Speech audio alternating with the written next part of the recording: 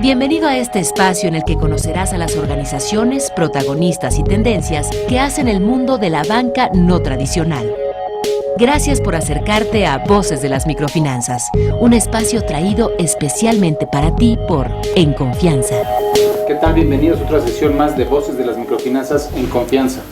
Agradecemos nuevamente a Rodrigo Sánchez Mujica, director general de FIRA. Rodrigo, muchas gracias por su tiempo. Tuvimos muchísimos emails, muchos comentarios en relación a la entrevista que nos hiciste favor de participar la vez pasada del podcast de Voces de las Microfinanzas, y mucha gente queriendo saber, pidiéndonos una segunda sesión contigo para saber cómo poder llevar más el microcrédito a las zonas rurales, cómo poder avanzar, porque en resumen yo te diría que la gran mayoría de los comentarios, digamos, decían el microcrédito pues es una muy buena herramienta, pero no nos está llegando en muchas zonas. Y me gustaría empezar ahorita, no podemos, estamos en el mes de febrero de 2011 y acaban de pasar las heladas en la parte del norte del país, en algunos estados, en donde seguramente, como tú nos decías, están muy, muy ocupados. Si nos pudieras platicar un poquito de eso, qué es lo que, bueno, sabemos que llegó la helada, pero qué pasó en general y cómo podrían los microcréditos ayudar en esa zona del país. Sí, cómo no.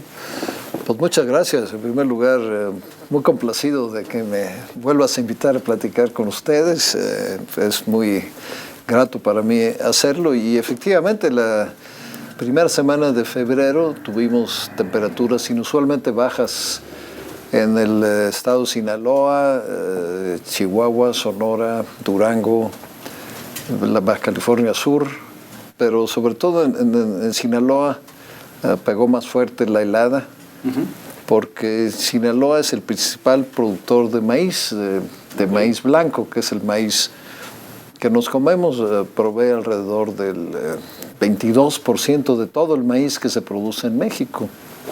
Son como 5 millones de hectáreas, 5 millones de toneladas, pero 5 millones de toneladas que no solo por la cantidad, sino por la calidad del maíz, pues son fundamentales para el abasto del principal alimento mexicano, que es la tortilla. Entonces, pues a raíz de eso, primero vino la parte de cuantificar el daño, y en un principio se pensaba que la pérdida podría ser total. Sin embargo, ya un poco viendo las cosas con perspectiva, una vez que se han asentado las aguas y que ha habido tiempo para recorrer el estado, podemos estar hablando de pérdidas que van entre el 70 y el 100% de la producción. Entonces, de las 5 millones de toneladas que produce Sinaloa, pues ahora hay un programa emergente de resiembra. La resiembra está limitada sobre todo por cuestiones físicas. En primer lugar, disponibilidad de semilla.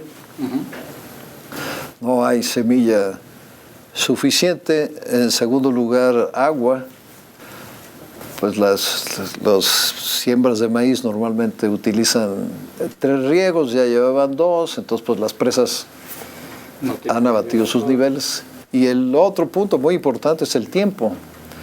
Hay una ventana donde se tiene que sembrar el maíz, porque si no, ya el ciclo se prolonga, empiezan los calores, empiezan las lluvias, empiezan las plagas, y eso también tiene una merma importante. Entonces, con el programa de resiembra, estamos ya en este momento resembrando alrededor de 150,000 hectáreas, que es como la tercera parte de lo perdido.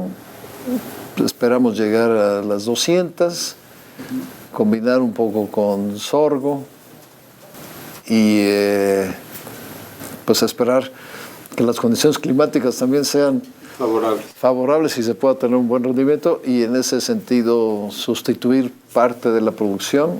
Adicionalmente, se están plantando otras regiones del país con potencial para producir maíz temprano, como es Tamaulipas, propio estado de Chihuahua. Entonces eso es en lo que hace al maíz, pero lo que puede tener a lo mejor una repercusión importante en la parte de microfinanzas es la pérdida de las hortalizas.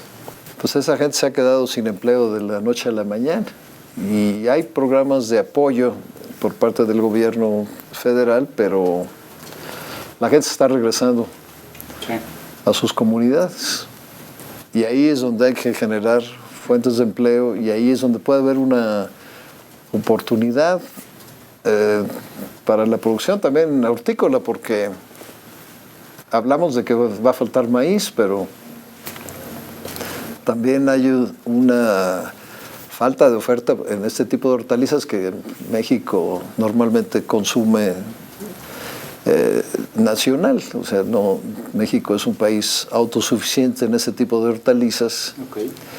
Y es difícil traerlas de otra parte, ¿no? Porque no hay, porque es caro y sobre todo es la oportunidad, porque en México se pueden producir ese tipo de cosas prácticamente en cualquier parte. Okay. Antes no se producía porque pues, no podían competir con el estado de Sinaloa, pero ahora se abre esa ventana de oportunidad donde la microfinanza rural puede tener un nicho importante. Y eso es lo que mencionas, lo veíamos el otro día en la tele y pensábamos, decíamos, bueno, a ver, veíamos que mucha gente está regresando precisamente a los estados que tú mencionabas, Puebla, además, entre ellos, ¿no? Y decíamos, bueno, mucha de esta gente, a final de cuentas, va a tener que regresar en unos meses más o en un corto plazo con lo que se está cosechando. Y ese movimiento de gente debería en el escenario ideal, debería de lograrse que con las temporadas de siembra bien planeadas y sin estos desastres, que la gente también pudiera ir teniendo más arraigo en la zona y no estarse moviendo nada más de un lugar a otro, porque además veamos que mueven muchas veces familias completas, ¿no? Que puedan tener arraigo, y ahí es donde creo que el microcrédito podría llegar para que verdaderamente apoyarles a que mientras unos están en los jornaleros, están en la siembra, la familia pueda quedarse en sus pequeños negocios haciendo diferentes actividades, ¿no? Y eso evitaría mucho el movimiento que hay de esa gente de un lado de otro, que además es valiosísimo el esfuerzo que hacen y luego se ven comprometidos de repente ya todos los ingresos que tenían en el futuro, ¿no? Y lo ideal, bueno, pues el apoyo, el gobierno federal llega, apoya, pero lo ideal es que ellos puedan tener un sustento. ¿Qué tanto ves tú la presencia de microfinancieras en estas zonas, por ejemplo, o en esta zona de desastre? ¿Qué tanto ha habido apoyo de microfinancieras? ¿O qué tanto tendríamos que trabajar para que cuando pasaran estas cosas estuviéramos presentes en estas zonas? Sí, en general, en el noroeste del país, la presencia de las microfinancieras es baja. Muy baja.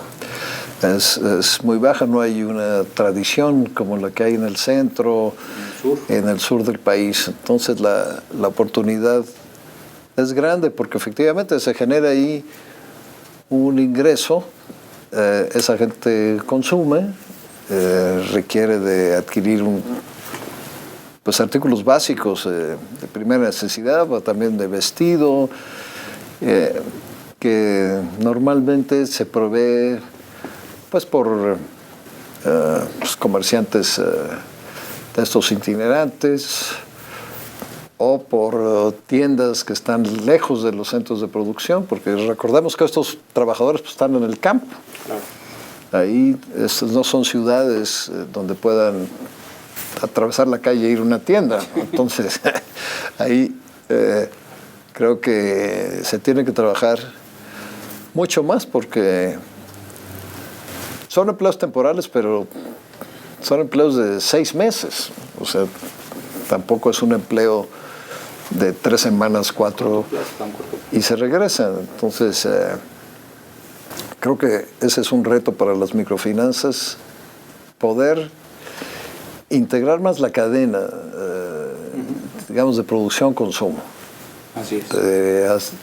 Fomentar el arraigo de la gente con negocios que sean permanentes, porque finalmente si se establece otro tipo de negocio, pues ese va a ser para todo el año, no nada más durante las épocas de cosecha, ¿no? Así es.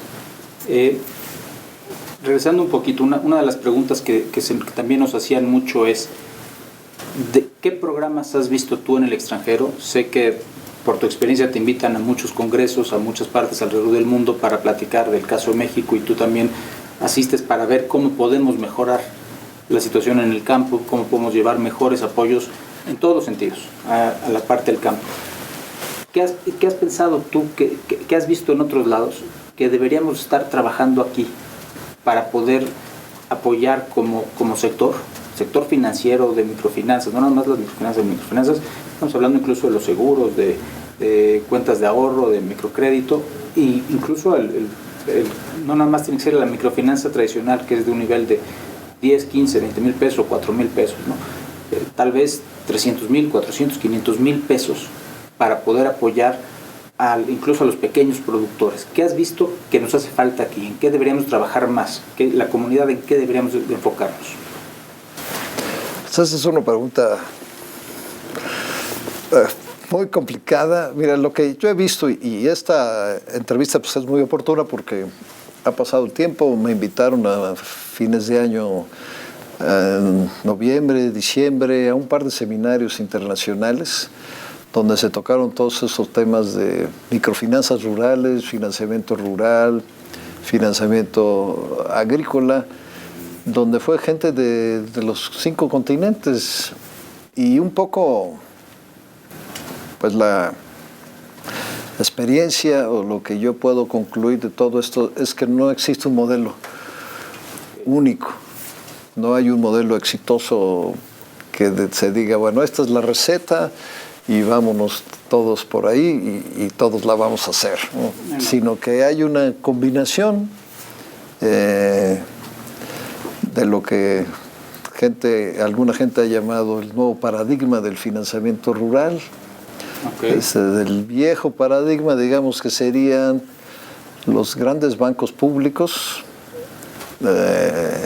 altamente subsidiadores de crédito, carteras vencidas muy elevadas, rescates permanentes y constantes, versus un programa un sistema financiero rural diversificado, con una participación, digamos, que subsidiaria por parte del gobierno, donde la responsabilidad principal recae en instituciones de carácter privado, y ofreciendo toda la gama de servicios, no solo crédito, sino sobre todo ahorro, ligar esas dos partes. Sí.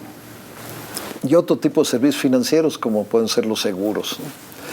Pero lo que sí es una constante es que el medio está cada vez más competido, que en el medio para sobrevivir hay que estar innovando, y la innovación con nuevos productos financieros, con productos más accesibles y de costos de operación también más bajos, es lo que está dando mejores resultados. Las microfinancieras que trabajan en el medio rural en distintas partes del mundo están a la vanguardia en tecnología, donde yo siento que en México todavía tenemos un campo muy amplio, ¿no?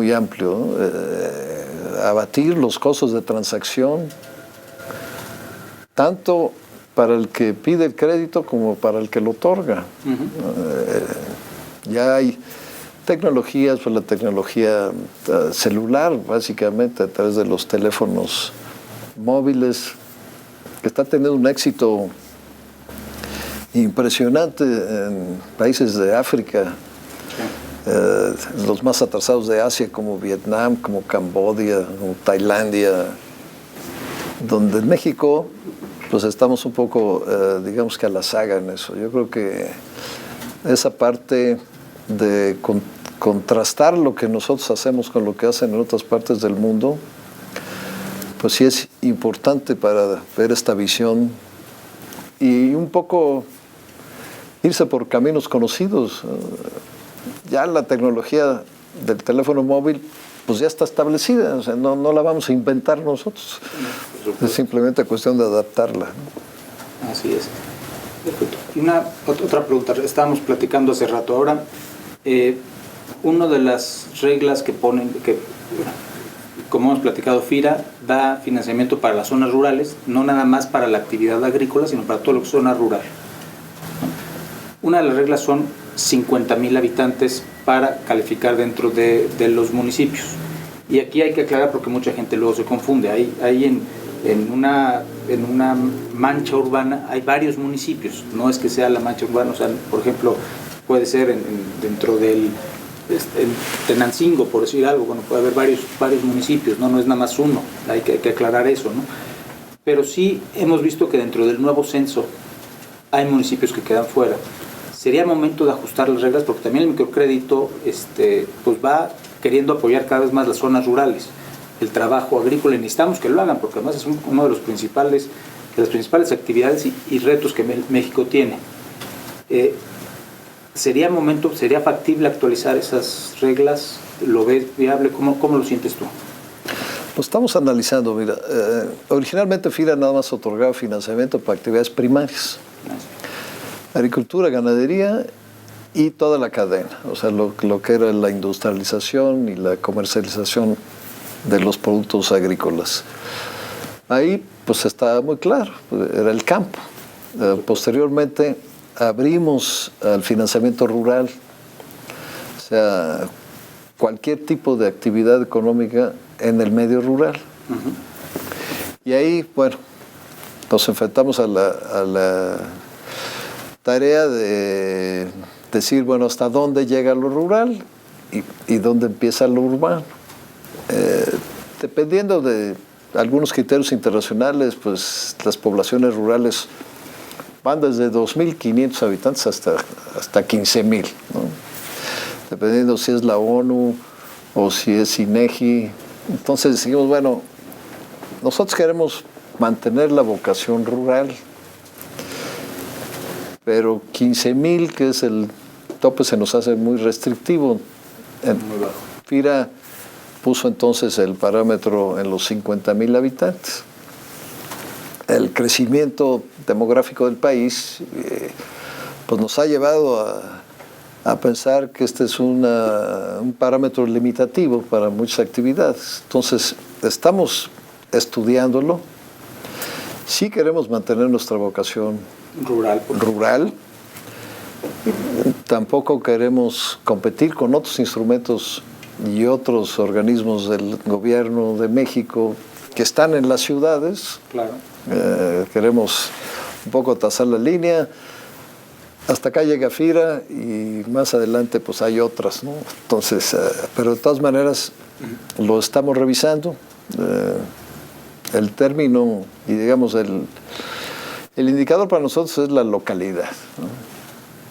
No tanto el municipio, sino que es la localidad.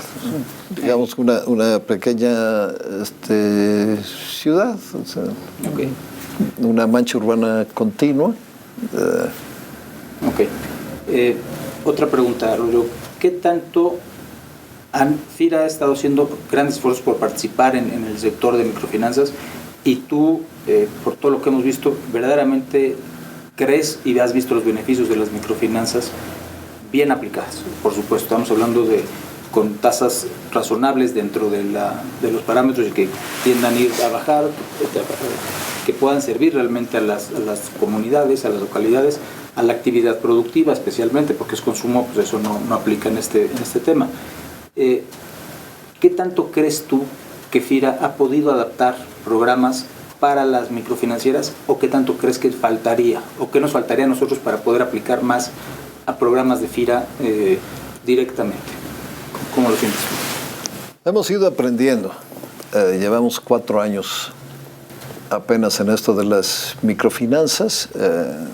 Cuando decidimos irnos por las microfinanzas o al apoyo de las microfinancieras, decidimos hacerlo bien. Claro. Entonces, hemos celebrado distintos convenios con instituciones internacionales, con universidades, para que nos vayan orientando hacia cómo debemos de trabajar.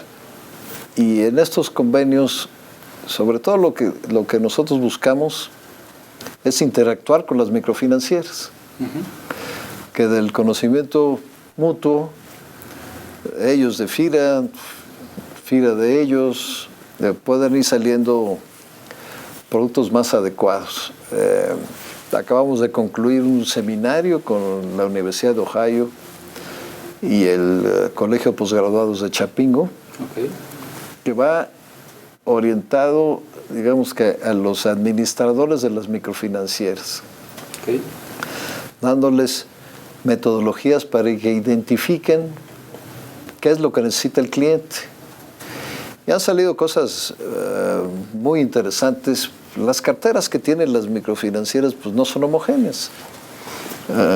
Hay gente que va a la microfinanciera a pedir un crédito de consumo, o para comprar una medicina, o para organizar una fiesta. O sea, lo que es cómo se maneja la economía familiar. Así es.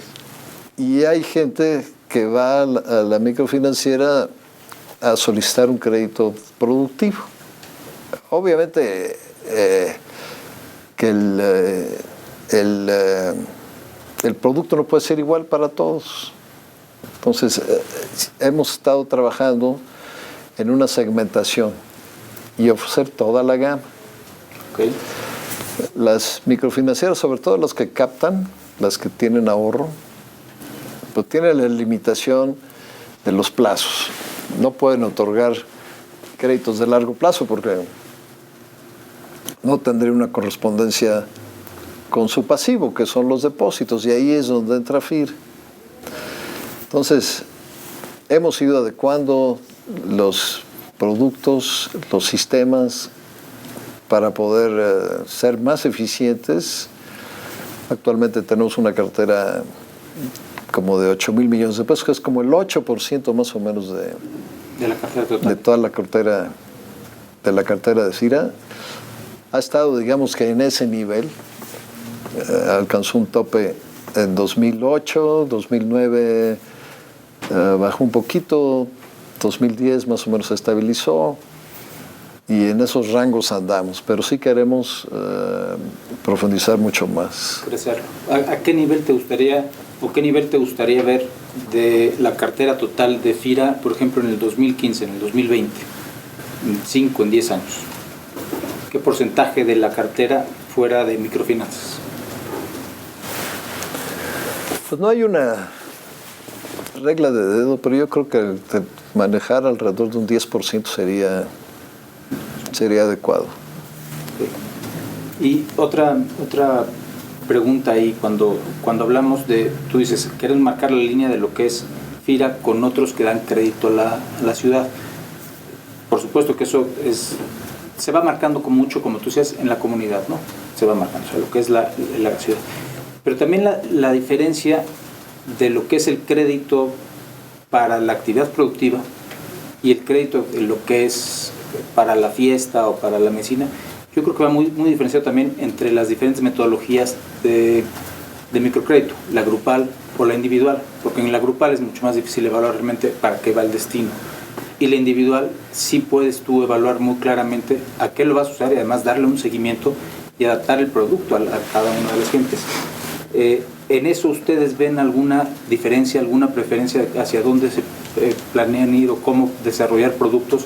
Algo en lo que las microfinancieras pudiéramos participar con ustedes en ideas, etcétera, para poder ir enfocando más el camino hacia donde FIRA quiere ir y hacia lo que genera un mayor valor agregado en las comunidades.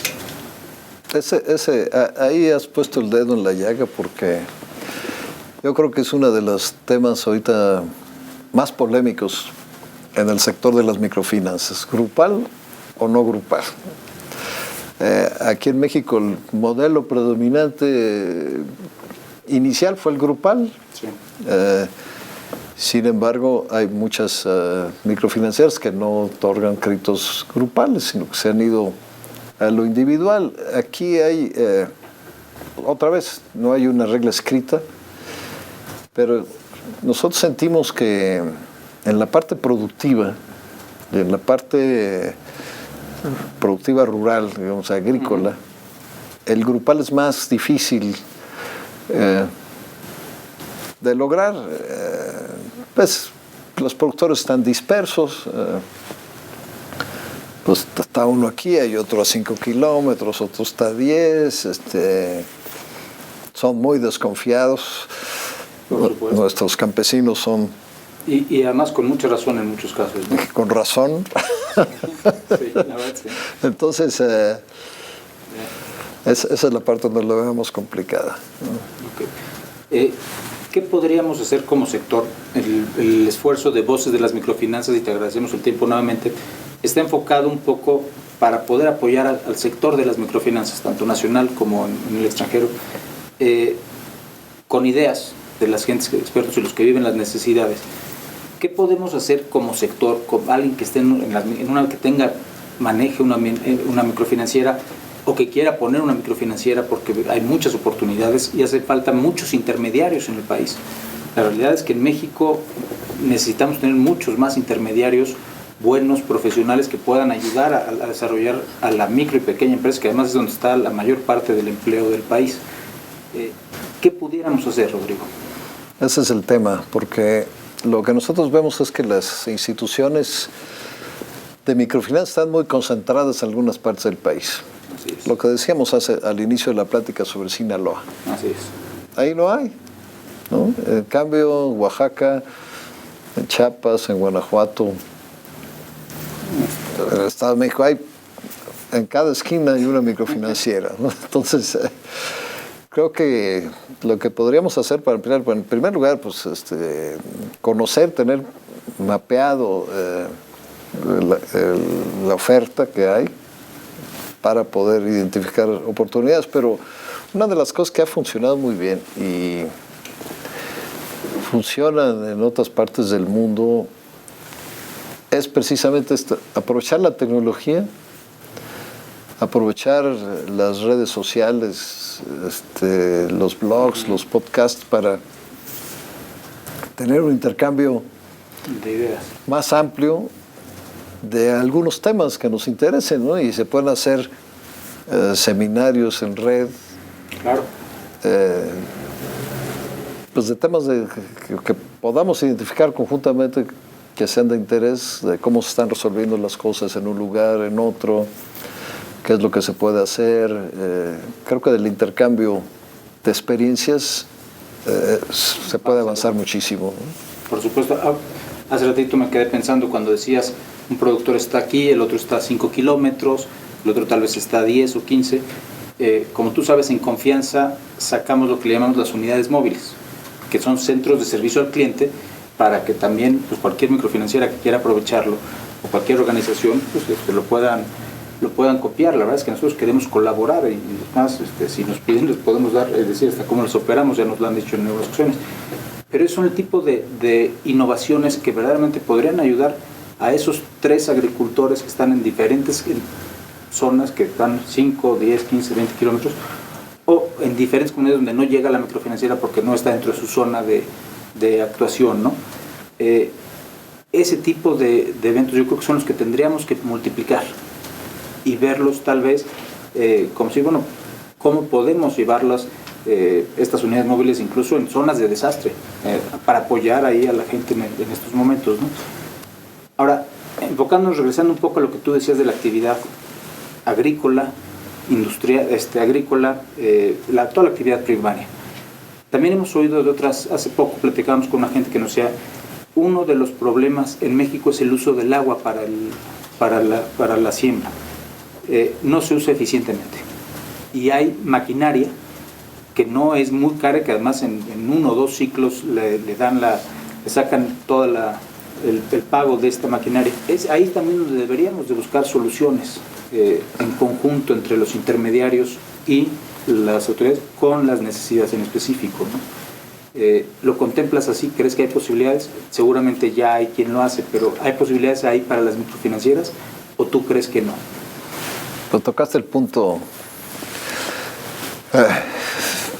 digamos que uno de mis temas preferidos y de mayor preocupación, que es el del agua, ¿no? Cuando hablamos del sector agrícola, en la actualidad, bueno, ¿cuáles son los temas? Producir más alimentos de calidad, pero sobre todo que sean accesibles a la mayor parte de la población, o sea, de costos adecuados. Así es. Se habla que la producción agrícola tiene que aumentar 50% en los próximos 30 años para alimentar a la población que va a existir en esa época. A nivel internacional. Y al mismo tiempo, pues vemos que los suelos se están degradando, que el cambio climático está afectando, ya lo vemos, sequías históricas, inundaciones históricas, heladas históricas. ¿Sabes? El cambio climático no solo es el calentamiento global. Claro. Y en México, uno de los principales problemas es el agua, la falta de agua, la contaminación del agua, el mal uso del agua, el derroche que se hace del agua.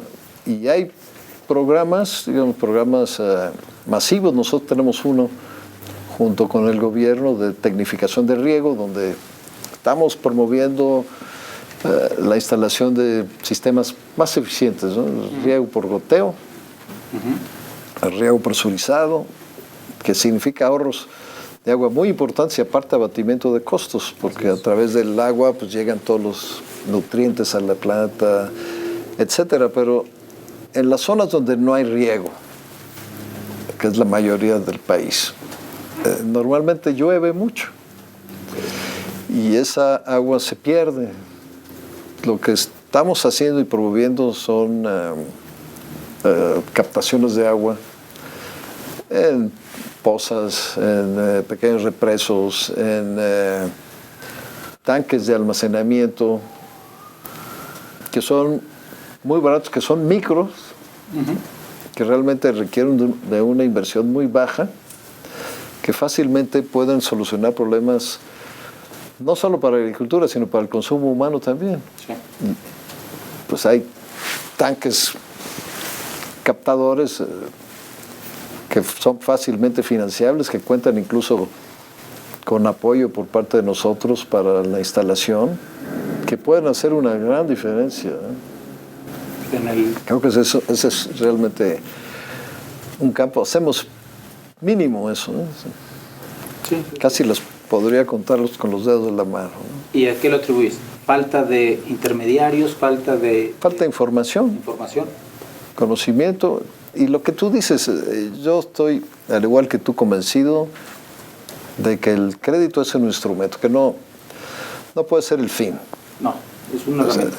Aquí no se trata de prestar, cada vez más y más. Se trata de prestar para que el crédito sea la vía para mejor tecnología, más competitividad, bajar los costos, aumentar la calidad y en suma mejorar el ingreso de la gente. Y por ahí es por donde tenemos que trabajar más. Entonces, creo que valdría la pena plantear cómo poder trabajar en conjunto, no nada más desde el punto de vista del microcrédito, ajustándonos las entidades a qué es lo que estamos haciendo y cómo podemos llegar a más, sino también ver cuáles son los grandes problemas que está teniendo, en este caso, por ejemplo, el campo, que es, más tenemos un país con tierras verdaderamente ricas para producir, y cómo podemos participar como intermediarios en resolver ese problema con programas a un plazo determinado, a 5 años, a 10 años, para ir mejorando y con cuestiones medibles. Y creo que ese también sería un tema también de responsabilidad del lado de nosotros, de los intermediarios, de las microfinancieras, de decir, ¿cómo apoyamos? A final de cuentas, lo que queremos es un mejor México. Y tenemos esa obligación, es un negocio, por supuesto, pero tenemos que hacerlo cada vez mejorar nuestros costos para que llegue al producto, al valor adecuado, usar la tecnología, pero ¿cómo podemos apoyar, atacar los grandes problemas? Creo que hay mucho que seguir hablando sobre ese tema. No, fíjate, aquí yo creo que el problema es un problema estructural de nuestro país, que es la educación, el conocimiento, la falta de conocimiento y la falta de canales de transmisión de conocimiento. Y creo que ahí las microfinancieras pueden tener un papel muy importante. nosotros lo sabemos, en los bancos, pues uno va y le pregunta al banquero, oye, me conviene invertir a corto plazo, largo plazo, ¿qué instrumento me recomiendas? Como que la gente le tiene confianza o le tenía confianza a su banquero. En la parte productiva puede suceder lo mismo. Que la gente le tuviera confianza a su promotor, a su financiero, para decirle, oye, ¿cómo le hago para resolver este problema? ¿Qué me recomiendas de tecnología, de información, para mejorar mi negocio, para mejorar mi ingreso? Y pues esa es una responsabilidad social de las microfinancieras que muy importante. No hemos visto. Es un tema donde se debería de trabajar mucho más. Nosotros lo que queremos es también, con las alianzas que tenemos, estas que comenté, de institutos de investigación, con universidades, hacerle llegar ese conocimiento a los promotores de crédito de las microfinancieras para que sean también difusores, ¿no? Y líderes de conocimiento para que esto avance más rápidamente, que es lo que se necesita. Rodrigo, te agradecemos mucho tu tiempo. No sé si quieres agregar algo más, algo que te gustaría mandar de mensaje al sector. No, pues nuevamente agradecerte la invitación. Yo creo que hemos hablado de muchas cosas, de muchos temas que ameritarían pues profundizar un poco más, no dejarlos tan abiertos. Me encanta la idea de tener un seminario por Twitter, porque nosotros hablamos de cómo el Internet ha venido a revolucionar las relaciones sociales y la transmisión de información y de conocimiento, pero el Internet todavía es un instrumento caro, pero el celular no, el celular, mucha más gente tiene el celular ya de la que tiene teléfono fijo, ¿no? Y lo usamos más, bastantes más. Entonces eso es algo que hay que aprovechar, y yo estoy seguro que nuestros productores rurales usan muy poco lo que son las redes sociales, ¿no? Te propongo, ¿por qué no hacemos un compromiso de trabajar en conjunto para que tal vez en los próximos, de aquí a junio, julio, agosto, alguna fecha en que podamos ver, poder lanzar un experimento en conjunto con las comunidades a través de Twitter, a través de Facebook? Hay que plantearlo, hay que planearlo bien y lanzarlo bien y poder anunciarlo y que se conecten mucha gente y hagamos una comunidad en confianza. Me parece bien, te parece que nos busquemos cómo sumar entre todos para ir buscando esa comunicación, ¿no? Perfecto, Mauricio, me encanta la idea. Bueno, pues ya lo dejamos como un compromiso y la gente nos lo va a reclamar si no lo hacemos, vas a ver. Bueno. Bueno, Rodrigo, te agradecemos nuevamente toda tu experiencia, tu apoyo, el tiempo que nos brindas. Surgirán otra vez muchas más dudas, pero iremos avanzando en estos temas que además no dejaremos tan sueltos, ¿no? Y gracias a ustedes por su tiempo y por participar una vez más en Voces de las Microfinanzas en Confianza. Esperamos que les haya servido. Muchas gracias. Muchas gracias por tu compañía. Nos vemos muy pronto en otra emisión de Voces de las Microfinanzas, voz y rostro humano del sector financiero. Te invitamos a conocernos de cerca.